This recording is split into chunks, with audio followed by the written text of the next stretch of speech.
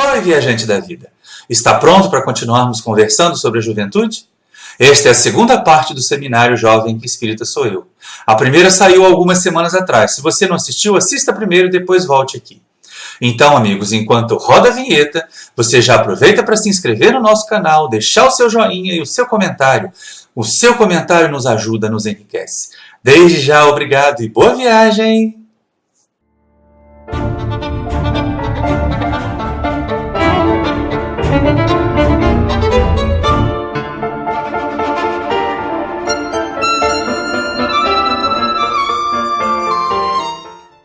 Coisinha que a gente pega, descarta, vai pegar outra. E quando o jovem descobre a sexualidade? Aí é o Orson Peter Carrara, lá de São Paulo, quem responde. O sexo antes do casamento é errado? Gente, eu fiquei surpreso com essa pergunta. Eu fiquei, porque assim, para nós, década de 60, o sexo antes do casamento já não era mais errado faz tempo. E tem jovem espírita hoje perguntando isso. A gente fica imaginando qual é a origem, qual é a formação, que tipo de castrações sofreram em outras formas religiosas de pensar. Porque para o espiritismo, sexo não é pecado. Sexo não é uma coisa vergonhosa.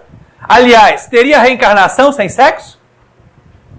Como a reencarnação é lei divina, e a porta para a reencarnação é a sexualidade bem vivida, sexualidade é lei divina. E aí o Orson responde o seguinte: o problema não está no antes ou no depois do casamento, mas nas lesões morais ou emocionais decorrentes da precipitação ou do sexo sem responsabilidade. O sexo decorrente do amor é uma ocorrência natural, e assim como em outras questões de relacionamentos, é sempre preciso ponderar se não haverá prejuízos no equilíbrio do outro, não apenas do nosso. O grande problema é que nós estamos nos relacionando como egoístas. Eu penso em mim, na minha satisfação. Eu quero alguém que me faça feliz. Olha só que ideia, né? Até música fala isso. E quando é que a gente vai pensar em fazer felizes os outros? Tem um texto do Evangelho, se não me engano, é o que fala sobre a caridade. E se não me engano, também deve ser o Espírito Caritas. Que ele diz assim: pudesseis ter por doce contentamento ou alegria, tornar felizes os outros.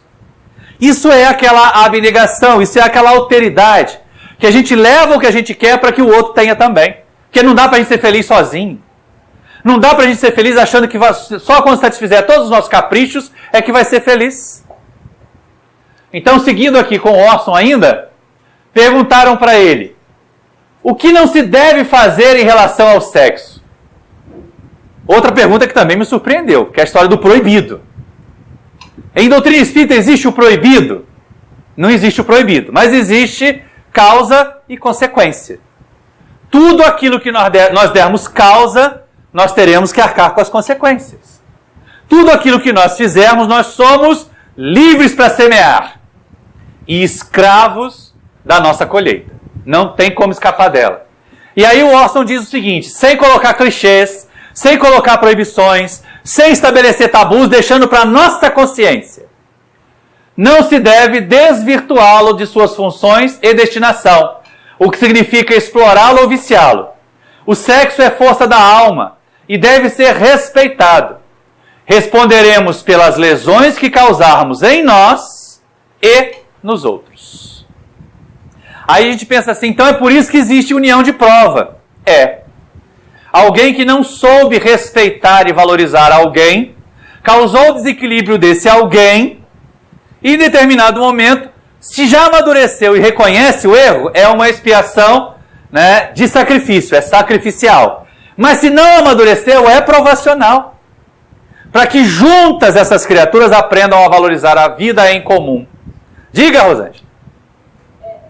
Nessa questão da afetividade de relacionamento, pode ocorrer também a questão do ficar, ou qualquer uma dessas três questões colocadas, de acontecer a afetividade de um lado e não do outro. Exato, é aí que dói. Exato. Aí, a partir daí, vai se passar uma existência com aquele sentimento, desencarna, ambos desencarnam, um reencarna, aí fica o outro lá em cima. Ele é meu, prometeu casar comigo, ficou comigo, disse que me ama. Quantas vezes a gente vê em reunião mediúnica. É. E não deixa, fica aquele rapazinho, aquela garotinha que não consegue arrumar namorada, não dá certo com ninguém. As lesões afetivas. Porque o outro lá em cima tá lá, não, você é meu, você prometeu futuro. O pior é que tem gente que acredita que isso é determinante. Não, isso é uma influência verdadeira. O que a Rosângela está falando é a mais absoluta realidade e que nós vemos muito em reuniões mediúnicas. As lesões afetivas causadas vão além desta encarnação e podem virar um processo obsessivo. Podem. Não quer dizer que serão.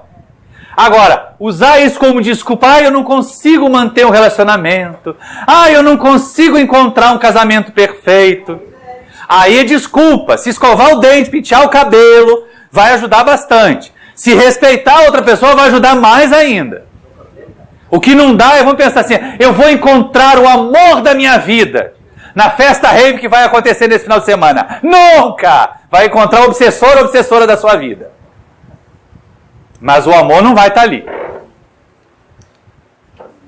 Ainda com o Ivan de Albuquerque, né? Raul Teixeira de novo. Falando sobre sexualidade. Olha só. O sexo sem a presença do verdadeiro amor apenas determinará agonias e frustrações, sustentando na terra enfermidades e mágoas, sofrimentos e expiações. A gente falou de dependência química. Só que a sexualidade também desencadeia descargas neuroquímicas no nosso cérebro. E pode gerar dependência. Não teve aquele golfista americano que está se tratando de vício em sexo? Não tem algumas pessoas que passam por isso? Exatamente em função do desrespeito à sexualidade. Ninguém tem que usar cinto de castidade no movimento espírita. Mas precisa aprender que o amor, o sentimento, é que deve ser o regente das nossas ações sexuais.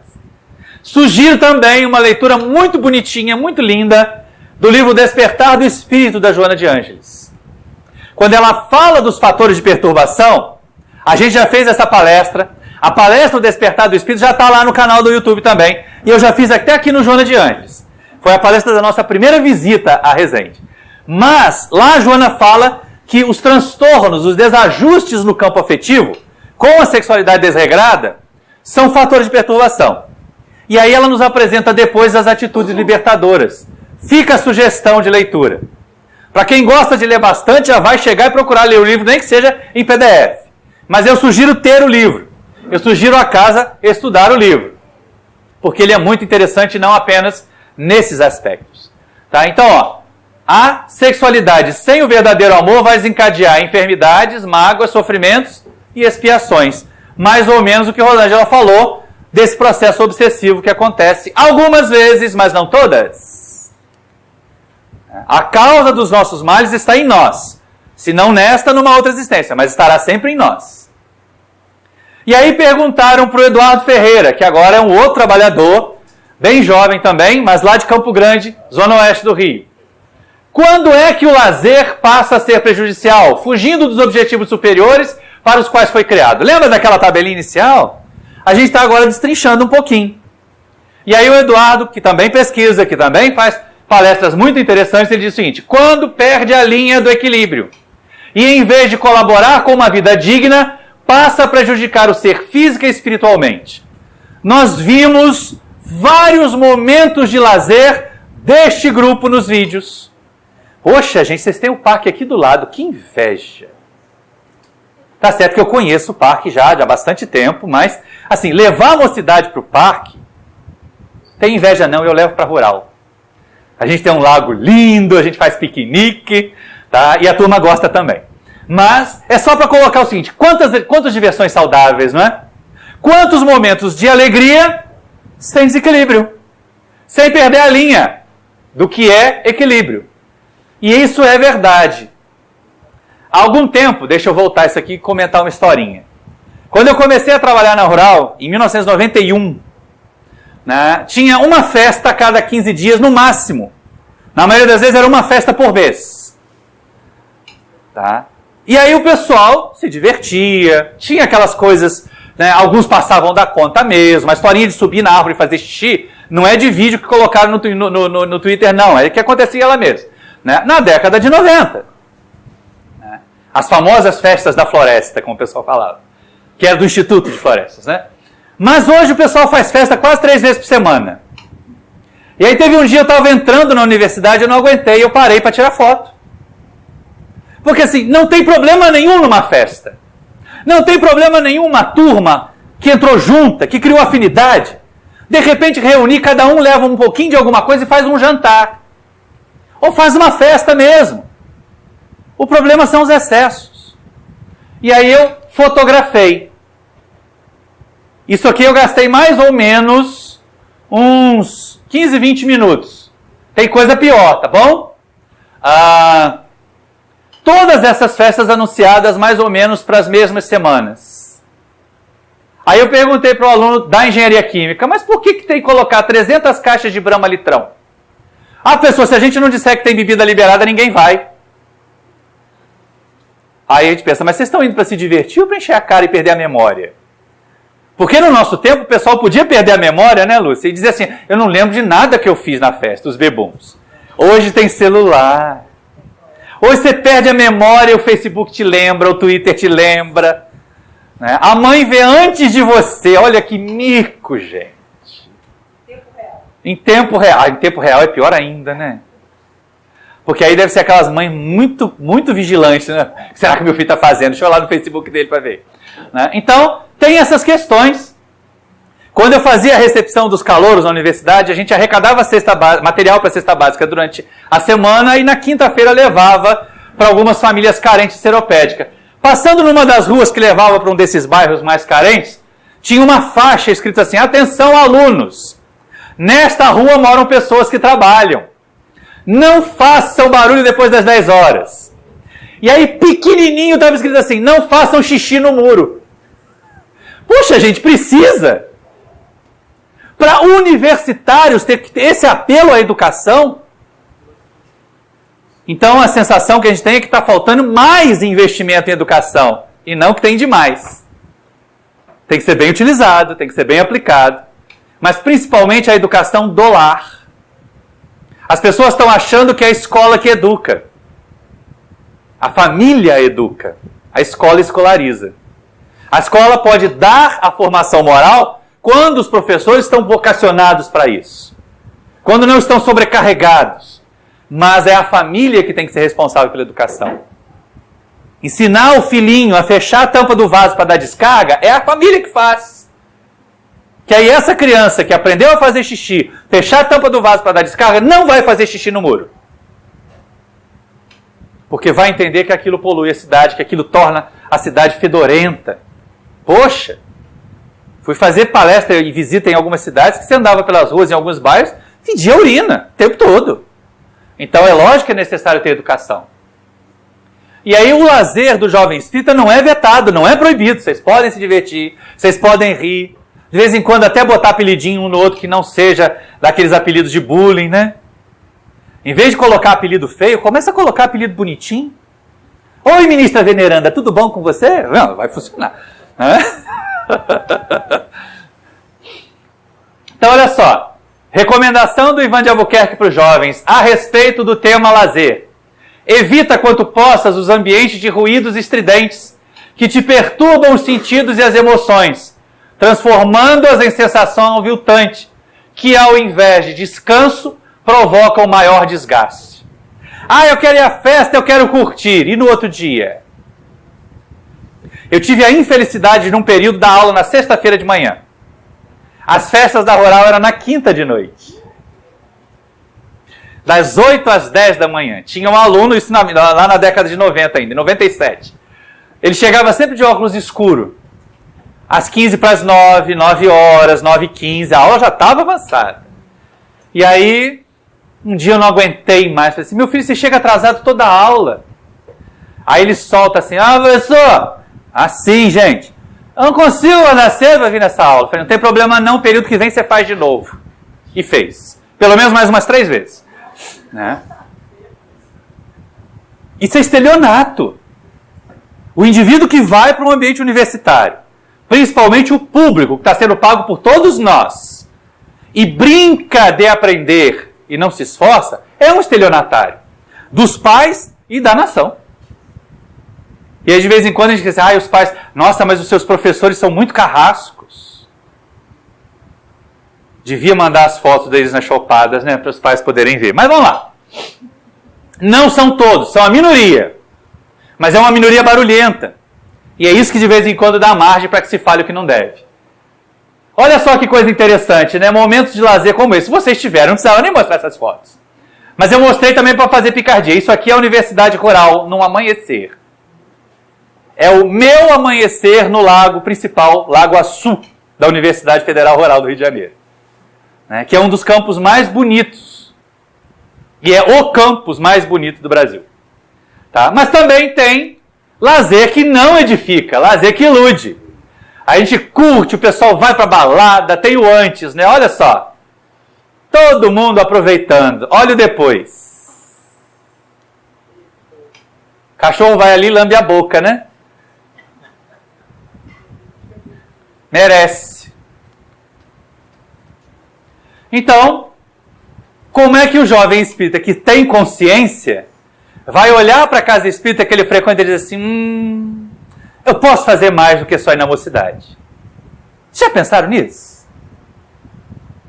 Já pensou a gente colocar o Felipe para fazer a leitura das páginas de abertura? Quem da mocidade toca violão? Dudu, cadê o violão da mocidade?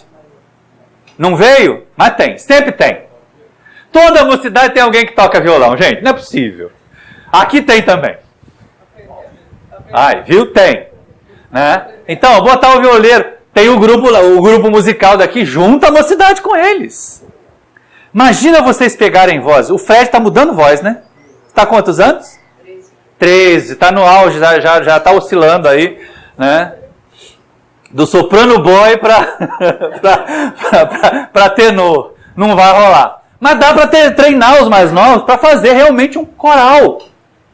Gente, canto coral é lindo. Envolve todo mundo da mocidade. E vocês têm material para treinar. Estou passando tarefa para a Lúcia e o pessoal do grupo vocal. O pessoal vai brigar comigo, não vão me chamar mais. Ó. Tarefa para o Felipe, tarefa para o Dudu, tarefa para a Lúcia. Mas é de boa vontade, tá, gente? Vocês já pensaram num coral de jovens da cidade? O movimento espírita produziu um coral espírita. O pessoal que depois dos 15 anos já firmou a voz, pode participar tranquilamente. E a turma mais novinha da evangelização pode fazer as notas altas. Fica lindo! Sugiro vocês entrarem lá no YouTube, em vez de ficar vendo qualquer canal, coloca assim, libera, coro de crianças. Vocês ficarão apaixonados. Porque é um projeto social de Londres, extremamente bem sucedido. Gerações e gerações de crianças valorizadas pela arte. E o movimento espírita pode fazer isso? Pode. Basta ter alguém que entenda isso é importante para o nosso movimento. É isso que vai fixar o jovem na casa espírita. É isso que vai fazer o jovem se sentir trabalhador. Porque a pergunta é, o que o jovem pode fazer na casa espírita? Na época que eu era mais jovem do que eu sou hoje, né, a gente só podia participar da reunião da mocidade.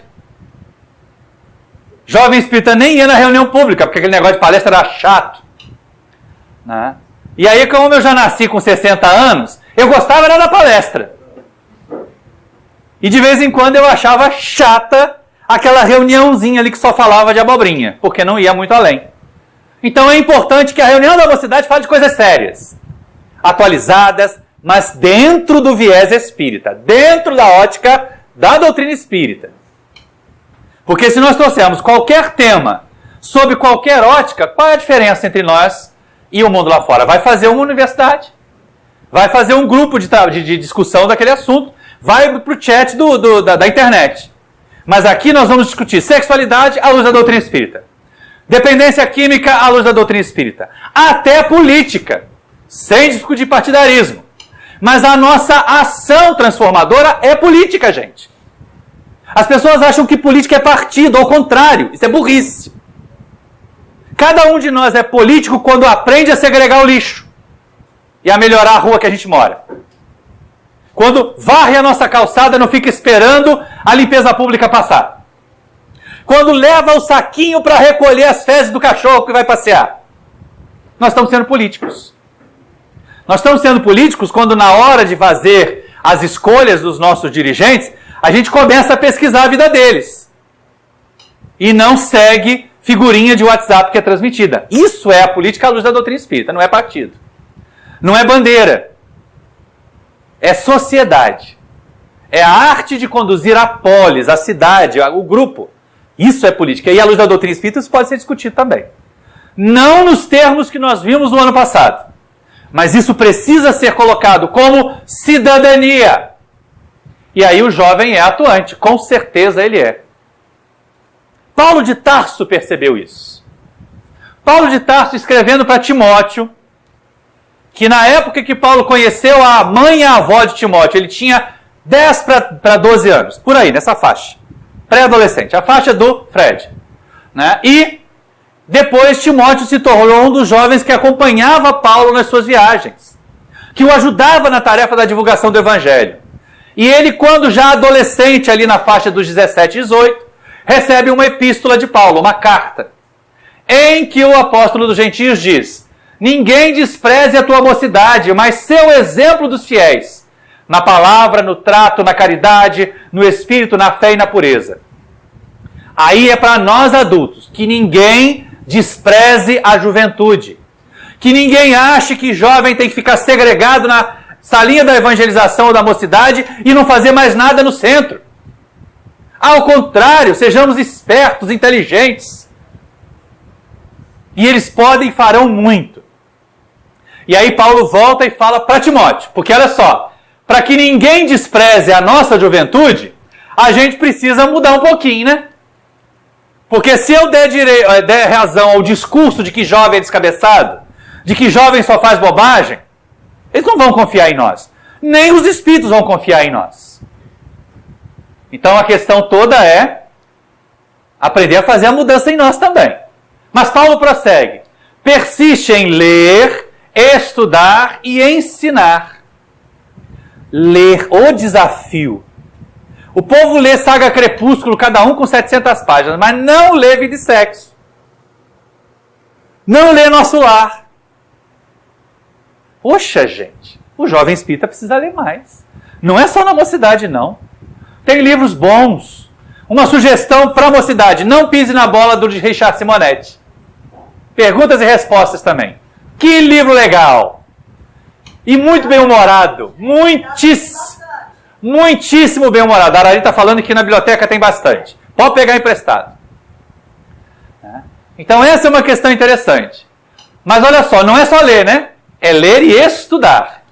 Aí vem aquela desculpa assim: mas eu já estudo tanto durante a semana na escola, não aguento mais ler. Mas está gastando os olhinhos no celular lá no YouTube. Olha que coisa esquisita, né?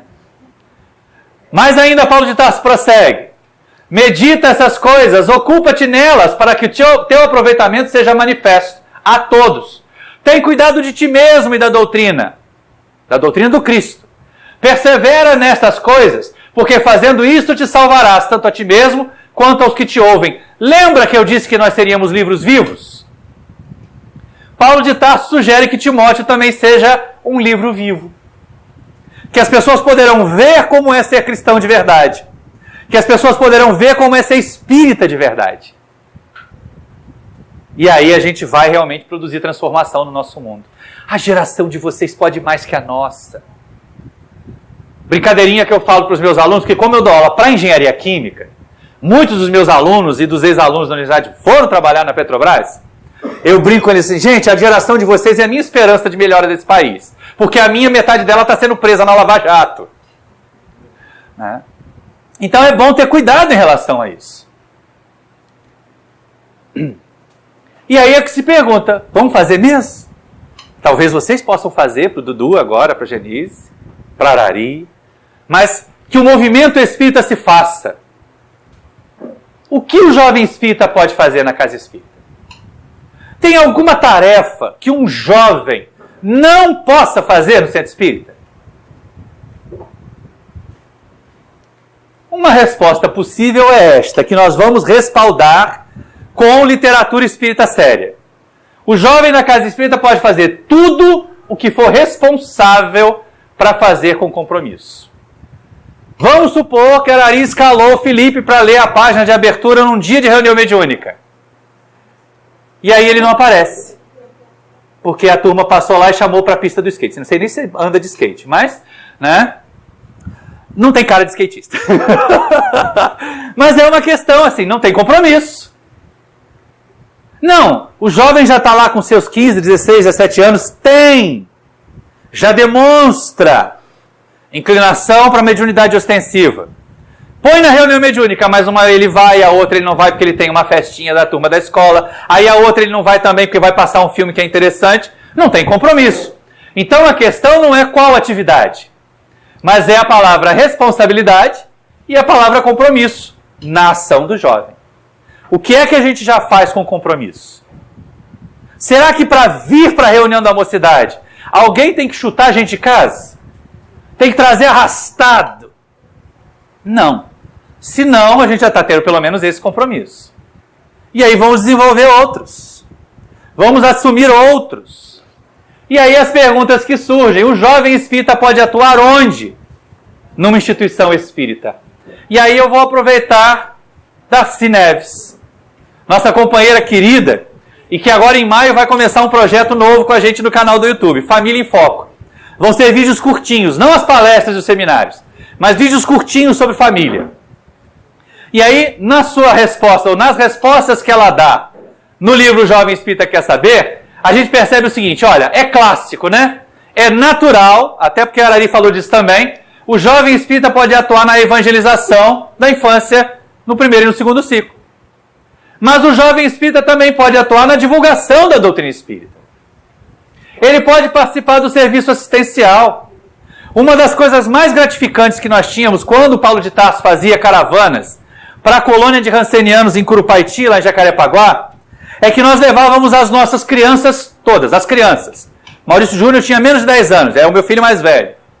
Né? E as crianças disputavam quem é que ia entregar um sabonete para a velhinha aqui, quem é que ia levar alguma coisa, e como os internos ficavam felizes. Como isso representava para eles uma festa. Os jovens que gostam da música, os jovens que gostam da arte, levem para visita aos asilos, para visita aos enfermos. Gente, juntar jovem de mocidade espírita com idoso em asilo, e tem asilo. Valéria estava me falando que tem trabalho em asilo. Por que não fazer uma visita mensal, talvez, com música? Pois é, e sentar do lado, e abraçar a vovó e o vovô, e entender que aquela pessoa ainda tem muita coisa interessante para nos dizer. Não vai falar só do filme de futebol, do time de futebol chato, não. Vai falar coisas interessantes. Os jovens são importantes no serviço assistencial espírita. O jovem pode participar da educação espírita também. Como? Que se tem maturidade, se tem vontade de aprender, por que não participar do ESD? Por que não se envolver com as atividades de estudos que a casa oferece? A palestra e tudo mais. Alguns daqueles jovens que responderam que eu coloquei ali começaram a fazer palestras ainda na mocidade de seus centros. Chegar à tribuna, falar com desenvoltura, não é uma coisa que é natural, que a gente nasceu fazendo. Não! Só contar uma historinha. Um companheiro nosso fez a tragédia de gravar a minha primeira palestra no dia 18 de maio de 1989, lá no Centro Espírita que a gente frequentava no Meia. Gente, quanto né? É né daqui, né de lá, né? Era vírgula. Depois a gente aprende que essas bengalas de retórica não são necessárias. Mas o jovem também pode participar de reunião mediúnica, sempre de acordo com aquele slide anterior, desde que tenha responsabilidade para fazê-lo com compromisso. E aí, como é que é isso mesmo? O jovem no serviço assistencial espírita, ele é figura importantíssima. Eu já até comentei. A gente pode pensar em cuidados dos mais fracos. Não tem. A distribuição de livros nas ruas foi um negócio interessante. Eu achei uma ideia magnífica. Fiquei pensando na receptividade disso. Lá em Seropédica talvez não funcionasse bem, que é um dos municípios mais evangélicos do Brasil. A gente ia ser posto para correr muitas vezes. Mas, né, é interessante ter. A gente já fez isso. Quando a Semana Espírita de Seropédica não se sustentava sozinha, o que eu tinha que fazer era botar uma banquinha de livro espírita do lado da Feira Livre, aos domingos em Seropédica. Tá? A gente passava de 8 a meio-dia, às vezes vendia um livro. Mas estava lá a banquinha e os nossos jovens iam. Pedro, Pablo, da mocidade daquela época, há mais de uma década atrás, e ficavam distribuindo mensagem para a população. Algumas pessoas liam, acolhiam, outros descobriam, olha, tem centro espírita, tem seropédica, porque não ficavam sabendo. Então colocar os jovens na rua para fazer essa atividade, que ótimo! Mas também colocá-los para pensar no serviço voluntário do asilo. É Valéria mesmo que está aí atrás, né? Isso. É porque o óculos já não chega até aí. Né? Então, é uma oportunidade preciosa. E olha, eu falo com conhecimento de causa, porque a gente viveu isso. Eu, quando era mais jovem ainda, a gente visitava o Abrigo do Cristo Redentor, na Avenida dos Democráticos. E era interessantíssimo, tinha que fazer uma visita espírita meio escondido. Porque as crianças ficavam vigiando para ninguém pregar espiritismo para os velhinhos. Né? Né? E aí era muito interessante. E nós nos sentíamos adotados. Nessa fase eu tinha um pouquinho... A menina que passou dos 20 anos foi embora. Né? Mas assim, eu tinha mais ou menos a idade dela. Era muito gostoso sentar do lado de uma velhinha e ela se sentia avó. E falar comigo como se ela estivesse falando com o neto dela, que talvez nunca tivesse ido lá visitar. Já pensou isso, Fred? Você encontrar uma avó que não é do seu sangue, mas que você vai se apaixonar por ela no asilo? Já pensou, Dudu? Você fazer um vídeo da visita ao asilo? Valéria, leva esse povo para lá. Auxílio material, campanha do quilo. Não é muito frequente no Rio, mas lá no interior de Minas é. Como eu tenho história de campanha do quilo em Leopoldina, em Ubá, né? Muito engraçado. Em Ubá, a Kombi que o pessoal fazia campanha do quilo era velha, mas tão velha, que a gente apelidou de carro dos Flintstones.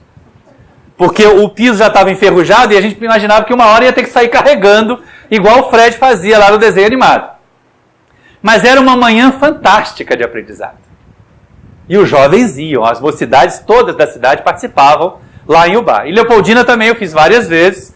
E aí é um grupo maior, que envolve não só a mocidade, mas também os tarefeiros adultos do centro. Isso na década de 90, tá bom? Tem algum tempo que eu não estou atuando mais nessas atividades lá. E outra questão interessante é que o jovem espírita, essa vocês não imaginavam que fosse possível. Quem não tem um amigo com depressão aqui? Quem não tem alguém da escola que está começando a ficar esquisito? Retraído demais ou agressivo demais? É nessa hora que a gente pode dar socorro espiritual. Eu vou receber o espírito obsessor dele. Não, pelo amor de Deus, faça isso. Mas aquele conhecimento que vocês têm aqui pode ser usado com essa pessoa que está triste. Ser amigo. Olha só que bonitinho, né? Jesus amparando alguém necessitado. Troca Jesus e bota o Fred. Troca Jesus e bota o Felipe, bota a Giovana. É o colega da escola, Fred. É a pessoa que a gente vê lá, que é aquele... O valentão que faz bullying. Vai ver a família dele se ele não tem um pai ou uma mãe valentões também. Que tratam do mesmo jeito. Será que se tiver um amigo... É claro que a gente não vai se impor a amizade dos outros, né? Eu vou ser bonzinho com o valentão, ele me joga dentro da lixeira. Isso não vai. Ninguém tem que se sujeitar a isso. Ninguém. Mas, se a gente perceber alguém e puder ajudar, a gente deve. E o jovem espírita faz isso como ninguém. Levantar o astral é ir trabalhar com a mocidade. A semana de trabalho pode ter sido chata, né? Pode ter acontecido um monte de problemas, mas se você tem o jovem no sábado, a vida vai ficar mais legal. Eu vi da maneira como o Dudu recebeu vocês aqui.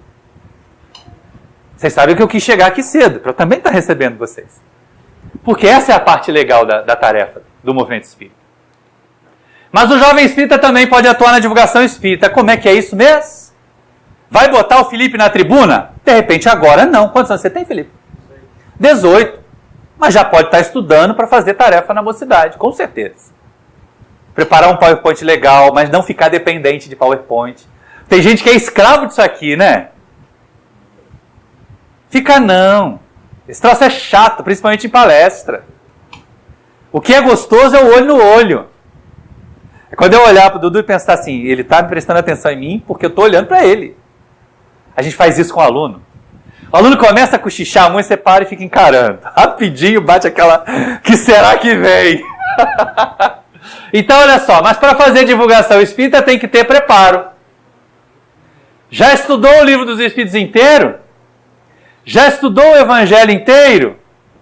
Eu coloquei o Livro dos Médiuns porque são as 3 primeiras obras básicas. Qualquer espírita que nunca estudou o Livro dos Espíritos não pode se dizer espírita. Qualquer médium que nunca estudou o Livro dos Médiuns não pode se dizer médium. E qualquer trabalhador do serviço assistencial que não estudou o Evangelho está fazendo trabalho de assistencialismo. Tem que entender que serviço assistencial espírita é promoção humana. É ajudar o outro a se desenvolver e não a tornar o outro dependente da sua caridade material. E também podemos trabalhar na educação espírita. Aqui o cultivo é do jardim, mas algumas casas têm espaço para uma horta. Já imaginaram levar a evangelização para cultivar a hortinha e depois fazer um lanche? O alface que vai para o hambúrguer, colhido na horta do centro. Olha que legal! O tomatinho que vai ser usado na salada, colhido na horta do centro. Tem uma casa espírita grande aqui em Volta Redonda que faz este trabalho. A mocidade e a evangelização cultivam o terreno que tem atrás da casa espírita. Fica lindo.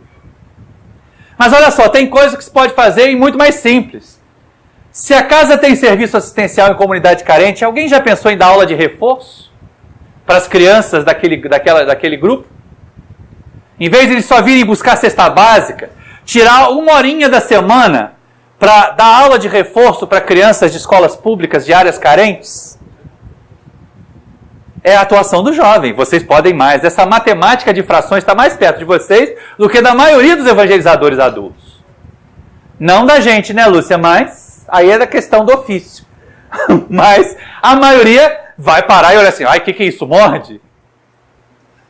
Até engenheiro, depois de formado muitos anos, quando olha a minhoquinha da integral, acha que morde. Né? Se tem algum aqui, vai entender a referência. Então, é importante estar atento a isso. Mas olha só que interessante, ajudar alguém a aprender. E às vezes não precisa ir longe, não. Colegas da própria mocidade podem ter dificuldade de aprendizado. Por que não se colocar como um monitor, como um auxiliar? É uma tarefa possível. Meu sonho. O problema é que o pessoal do Paulo de Tarso passa 4, 5 anos e vai embora. Então é um sonho que de vez em quando a gente acorda num pesadelo, não tem trabalhador.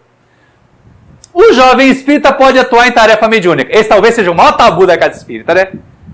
Colocar jovem na reunião mediúnica. Ai, que medo! Ai, que não vai dar certo! Dá certo se preparar. Dá certo se o jovem tiver compromisso. Não dá certo se for oba-oba. Ai, eu quero ver espírito baixar na reunião. Os jovens morrem de curiosidade de reunião mediúnica, alguns deles. O que eu acho muito divertido é assim, eu queria tanto ver esse espírito, queria tanto ver esse espírito. A hora que vê, sai correndo. Né? A hora que vê um espírito desencarnado no sonho, ai que pesadelo. Não, é só um espírito desencarnado, seu cobrador. O amiguinho que você deixou para trás. A gente passa por isso. Então, ó, preparação de jovens para a mediunidade. Só 3 sugestões. O Livro dos Médiuns, Nos Domínios da Mediunidade de André Luiz, Diretrizes de Segurança de Divaldo e Raul Teixeira. Agora, com responsabilidade. Com compromisso. Do contrário, vai virar oba-oba e vai virar um problema obsessivo. É lógico que o jovem deve se ocupar de mediunidade quando ele tiver disponibilidade de tempo para o compromisso. Imagina, mora em Resende e vai estudar em Volta Redonda, ou vai estudar na UF de Niterói, em vez da UF de Volta Redonda. Não dá para participar de reunião mediúnica aqui. A menos que a reunião seja no final de semana e o jovem venha todo final de semana. Mas aí quando vem no final de semana, quer encontrar os amigos, quer participar de algum evento social. Não vai ter compromisso para isso. Então espera um pouquinho. Ai, mas tem mediunidade, vê espírito. Não, mediunidade se controla. Mediunidade se educa. Espírito não invade o corpo da gente, não. Essa história de, ai, o espírito está me pegando aqui, isso se chama chilique mediúnico. Isso não é mediunidade, é chilique. O povo adora um chilique mediúnico e chama atenção, né? Ai, é médio, olha lá, está estrebuchando. Não, gente. De vez em quando eu vejo chilique mediúnico até de palestrante, começa a falar e recebe espírito e fica rebolando aqui na frente, igual a salamandra no fogo. Faz isso não, gente. Então, jovem na reunião mediúnica pode, desde que tenha compromisso. Uma historinha da casa espírita que eu comecei a trabalhar. A gente começou a trabalhar na casa em 1976, ainda na juventude e na mocidade. E em 1986 eu já atuava em reunião mediúnica. E um tempo depois, lá por volta de 93, os dirigentes mais antigos de alguma forma foram se afastando, a gente estudava muito e acabou assumindo a direção de uma dessas reuniões. E aí surgiu um embate numa reunião de diretoria, porque um dos jovens que frequentava a mocidade, que participava do estudo sistematizado, e que tinha sim percepções mediúnicas. E eu resolvi convidá-lo para a reunião mediúnica de educação da mediunidade, não da desobsessão. E aí alguém diz, mas não pode, porque é muito novo, porque isso, porque aquilo outro, porque não tem compromisso. Eu falei, tem compromisso, tem responsabilidade, eu conheço. E é mais responsável que muitos dos adultos que estão lá na desobsessão dando chilique mediúnico. Aí tomaram aquele susto e deixaram. Quando foi a vez do irmão, que era 2 anos mais novo, eu já não tive o mesmo obstáculo. Por quê? Porque aquele jovem que entrou com 17 anos na nossa reunião de educação mediúnica se mostrou extremamente dedicado e equilibrado ao trabalho. Então, sim, jovem pode participar da reunião mediúnica desde que ele tenha compromisso. Desde que ele tenha responsabilidade. Do contrário, historinha pitoresca lá de uma cidade do interior mineiro. Um jovem na faixa dos 16 anos me procura para conversar num desses encontros depois de carnaval. Sabe o que é, Maurício? Eu já estou trabalhando em reunião mediúnica. Como eu conheci há algum tempo, eu fiquei preocupado. Também sabia que a casa não tinha muito rigor na hora de admitir pessoas à reunião mediúnica. E eu falei, qual é o problema? Sabe o que é? Eu já estou trabalhando na reunião mediúnica, o meu guia dá mensagem, mas quando eu termino, quando está fora, quando não é dia de reunião mediúnica, eu passo um aperreio danado. Eu falei, o que foi? É que eu não consigo ter uma namorada só. Eu tenho que estar sempre rodando aqui entre 2 ou 3, e o meu guia não fala nada. Eu falei, uai, é teu guia mesmo? Tem certeza que isso é guia? Notícia, gente, tá assim de guia, voltando para o Detran da espiritualidade, porque já passou dos 20 pontos de multa. Não sabe guiar coisa nenhuma. Então não vamos ser guiístas. Vamos ser espíritas. Nosso guia é Jesus. A doutrina é a nossa referência do que é ou do que não é adequado em termos de mediunidade. Para isso é que nós estamos aprendendo. Então, lógico, os nossos jovens vão poder participar de mediunidade sim. Se alguém tem interesse, se prepare para esse momento. Se agora entende que não é o momento, porque está estudando, porque a universidade é longe, porque não tem a disponibilidade para estudar, não se envolva com isso. E eduque a mediunidade. E aí, na questão 50 do livro Diretriz de Segurança, da versão velha, da versão antiga, daquela capinha que eu mostrei aqui, a nova está numa outra posição. Perguntaram ao Divaldo Franco, a partir de que idade o jovem espírita pode participar de trabalhos mediúnicos? Resposta do Divaldo, desde quando esteja disposto a assumir responsabilidades. As jovens médiuns que colaboraram com Kardec oscilavam entre 12 e 15 anos de idade. Mas há muita gente de 40 anos que não sabe manter perseverança nem responsabilidade. O problema não é de idade cronológica, e sim de maturidade espiritual. Gente, isso é a mais absoluta verdade. Este jovem e o irmão dele, que eu levei para a reunião de educação mediúnica, o mais velho depois até passou um tempo conosco na reunião de desobsessão, porque tinha mediunidade ostensiva, porque sabia se controlar durante um fenômeno. Então pôde participar dessa reunião, mantinha equilíbrio. E algumas das heranças que a gente recebeu daqueles médium de berço, gente, eu tenho arrepio no perispírito até, quando eu ouço alguém dizer que é médium de berço. Porque eu sei que quando o médium de berço vai para a reunião mediúnica, ele faz o que a criança faz no berço. Na maioria das vezes o que a criança faz na fralda, mas ele faz. Essa vocês vão ver no vídeo que está lá, mas eu conto sempre. Minha mãe começou a participar de reunião mediúnica uns 5, 10 anos antes de mim. E eu achava interessante que ela chegava em casa com as canelas roxas. Aí um dia eu não aguentei e perguntei, uai mãe, mas você foi participar de reunião de desobsessão ou jogar futebol? Não, meu filho, sabe o que é? É que o João é médio inconsciente. Então, quando ele recebe espírito, ele faz assim, Anha! E aí bate o bico do sapato na canela da gente que senta na frente. Chilique mediúnico. É o danado do médium de berço. Sobre esse exemplo aqui, ó, uma das heranças era desse tamaninho assim. Já tinha passado dos 50 anos à época. E aí, uma vez, numa reunião de desobsessão, ela recebe uma entidade daquelas bravas, porque médium que gosta de dar chilique sempre recebe espírito bravo. Parece que eles combinam, né? Então, o médium dá a chilique recebe espírito bravo. E aí, ela recebe o espírito bravo, o primeiro ato é jogar a cadeira para trás, né? Porque levanta ele e começa a gritar. Ah! E depois se joga no chão de rosto. Ninguém me contou, eu vi. Né? Chilique mediúnico. Então o Divaldo está coberto de razão. É claro que a gente tem que ter um cuidado de colocar o seguinte: eu não vou pegar hoje um jovem de 13, 15 anos e colocar na reunião mediúnica. Por quê? Uma jovem de 13, 15 anos no século XIX já era mãe algumas vezes, já estava casada. É um outro tempo. É um outro nível de maturidade. É uma sociedade que apresenta outros interesses. Então é claro que nós não vamos ser literais, mas nós vamos analisar caso a caso. Exemplo, o meu Bernardo fez 13 anos e ele vai fazer o curso de passe. Por que eu estou levando? Não, porque ele quis. Porque ele pega lá o livrinho dele, Vidsect, e vai estudar, porque ele quer ter mais um livro para ele ler no nosso Evangelho no Lar, porque se coloca como um trabalhador da casa. E aí, gente, aquele dia, se eu não fosse de carne e osso, e mais carne do que osso, né? Num determinado dia eu teria saído flutuando igual um balão, porque faltaram todos os evangelizadores da casa.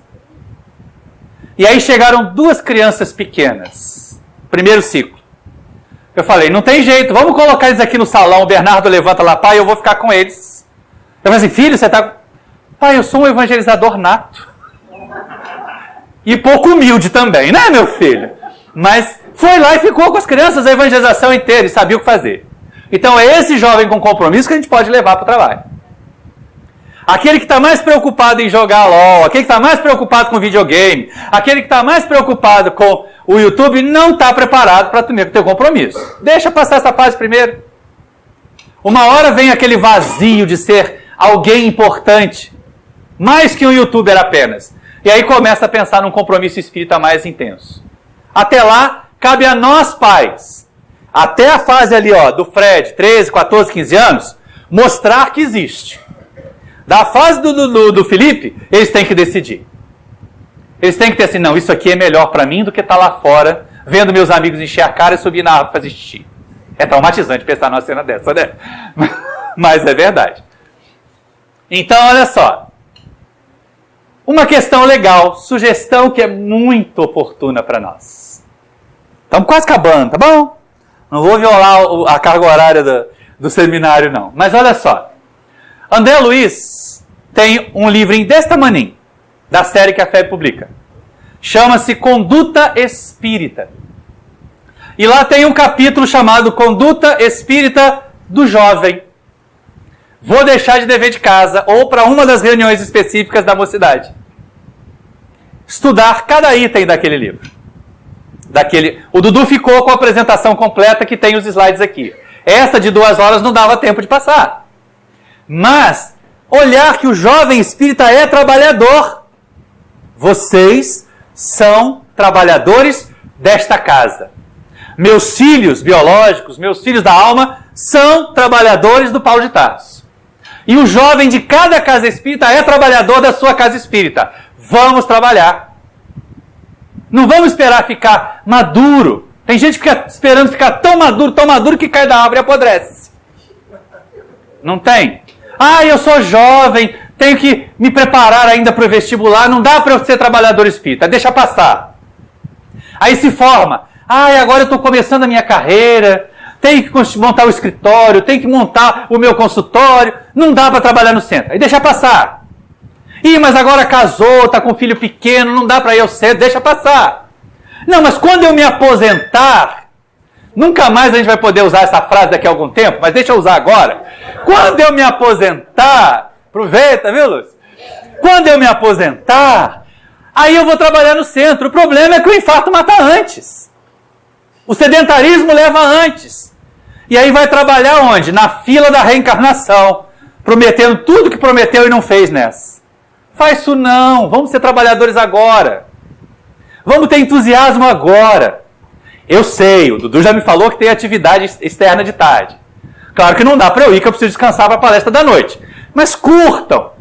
E aí na próxima semana, cheguem aqui primeiro e ajudem a arrumar a casa. Venham na sexta-feira e ajudem a preparar o ambiente para a palestra. Sejam trabalhadores do centro.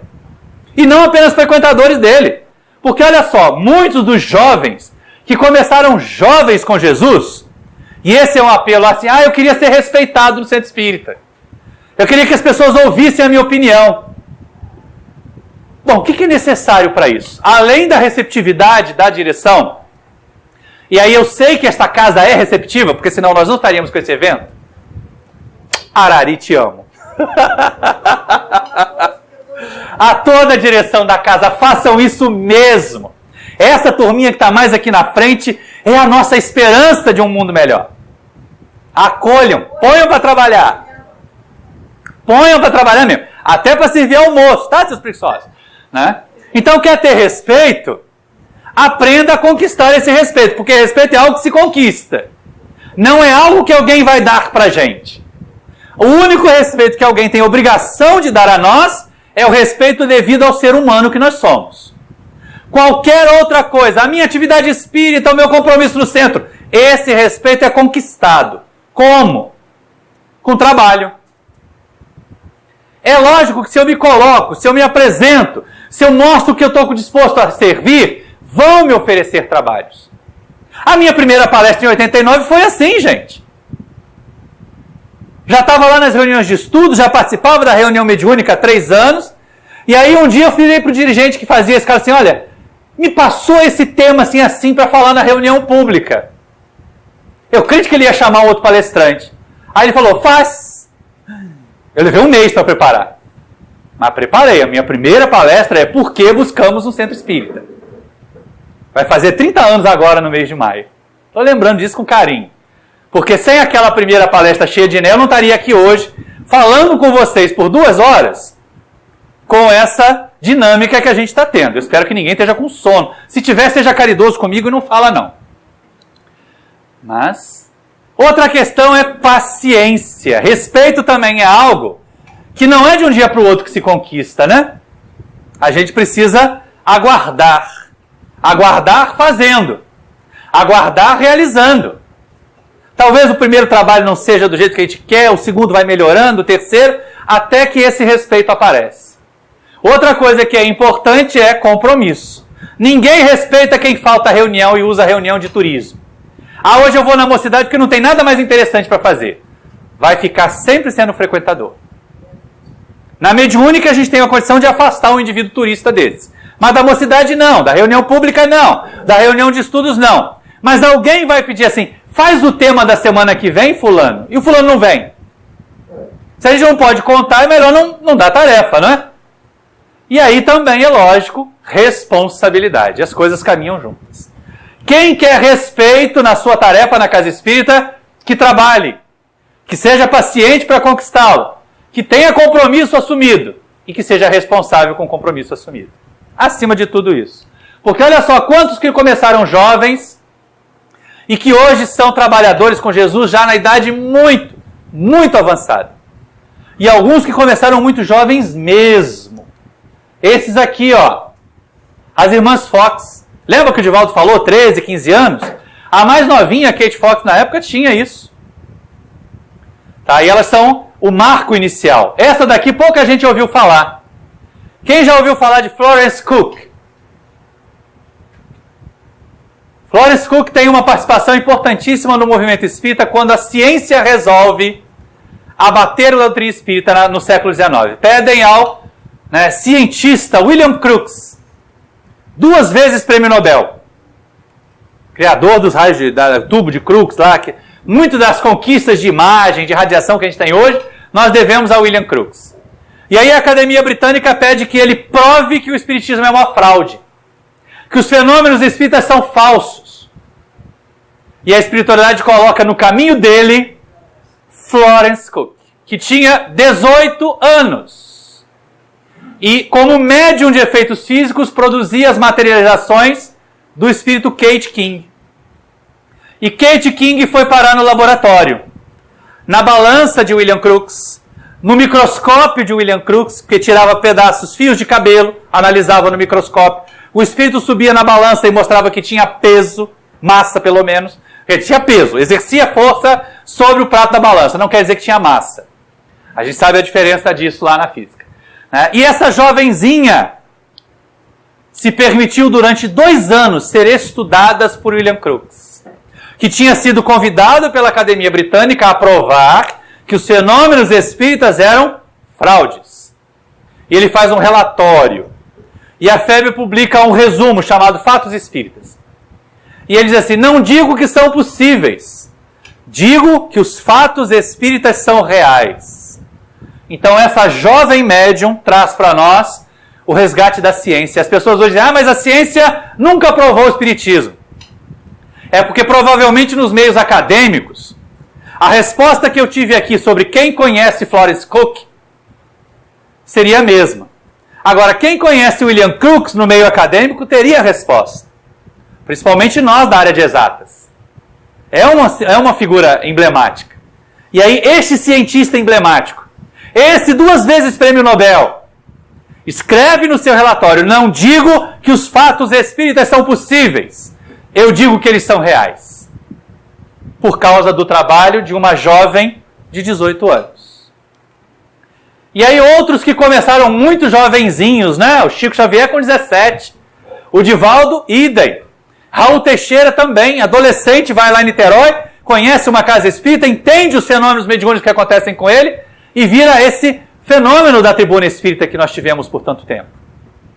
Com conteúdo, alguém que permite se estudar o tempo todo, jamais deixa de buscar conhecimento. Jovem espírita que estuda. Podem alguns deles, por exemplo, Chico, 4ª série primária, Divaldo, curso de datilografia e ensino fundamental apenas, mas jamais deixaram de estudar. Porque quando a gente pensa em trabalhar no espiritismo, é para não deixar de estudar nunca. Se nós formos gastar tempo lendo só as obras sérias, só as obras boas sobre o espiritismo, nós teríamos que precisar de umas 4 encarnações. Isso jogando fora esse monte de lixo xarope que está acontecendo por aí de romance mediúnico, que não tem nada a ver com o espiritismo, né? Os de agora, os clássicos, são magníficos. Outro jovem que Jesus teve coragem de chamar para trabalhar com ele, João, o evangelista. Era adolescente quando Jesus, passando lá em Cafarnaum, depois de convidar a Pedro, a Simão e a André, que Pedro só virou Pedro depois, né? Depois de chamar André e Simão, ele para em frente a um outro barco, e tinha lá um Tiago mais velho e um João adolescente. Ele diz assim: vinde após mim, eu vos farei pescadores de homens. E foi o tarefeiro de Jesus até o fim da sua existência. Daqueles que colocavam mesmo, né, que se recostavam, que fazem o que eu vi os jovens fazerem com o Dudu, abraçam e se permitem acolher no colo. Colo amigo, colo receptivo. Um abraço paternal, maternal, porque é isso que o evangelizador da mocidade pode ser. Mas não o substituto do pai e da mãe. Essa é tarefa de pai e de mãe. Não nos cabe ser substitutos. Mas nós podemos suprir alguma carência. Porque já que a Valéria falou que os idosos têm carência afetiva, como os nossos jovens também têm. Boa parte do tempo que eu passo nos encontros de jovens espíritas é para ouvi-los falando a respeito dos seus dramas pessoais. Não apenas fazendo palestra, fazendo estudos. Então essa é alguma coisa interessante para a gente considerar. João foi tão significativo e tão dedicado a Jesus, que 1000 anos depois ele foi chamado a trabalhar de novo na figura de Francisco de Assis. Que também começou jovem e que também fez uma revolução. Uma verdadeira reforma, não revolução, né? Uma transformação para melhor no cristianismo do século XIII. Do século XIII, gente. A gente está precisando de outros Franciscos hoje. E é lógico que a gente tem a nós. Né? Não é só os nomezinhos que eu consegui decorar aqui, ó, o Fred, o Dudu, a Giovana, o Felipe e os outros que eu não consegui saber o nome, mas a gente vai se descobrindo. Todos nós. Eu também tenho minhas fotos, viu, Dudu? Ó. E eu estou em muitas delas. Essa turminha hoje está toda adulta. E todo mundo, ou atuando ou bastante atuante no movimento espírita. Ali sou eu, ó. Esses são os transformadores de mundo. Esse aqui é farmacêutico, hoje está lá em São Paulo. Para nós não é o fim, né? Para espírita não tem fim. Para nós não é fim. Para cada um de vocês, hoje, comemoramos 1 ano da mocidade, da atividade da evangelização na KS. Mas é só mais um começo de verdade. É só mais uma hora de começar de novo e fazer melhor do que nós já fizemos até agora. Nós podemos fazer melhor do que nós já fizemos até agora. Isso é que é o barato da história de ser espírita. Nunca parar de progredir, nunca parar de avançar. E aí eu vou concluir a minha tarefa compartilhando com vocês um vídeo. Esse vídeo não vai para o canal do YouTube. Esse vídeo, a nossa tarefa vai se encerrar aqui. Porque depois a gente senta, autografa livro, o pessoal vai almoçar. Mas existe uma canção que provavelmente vocês conhecem. Tim Vanessa já não é mais só nosso de Minas Gerais. Tim Vanessa já virou nacional. E eles têm a canção Juventude e Vida, que eu termino a nossa tarefa compartilhando com vocês.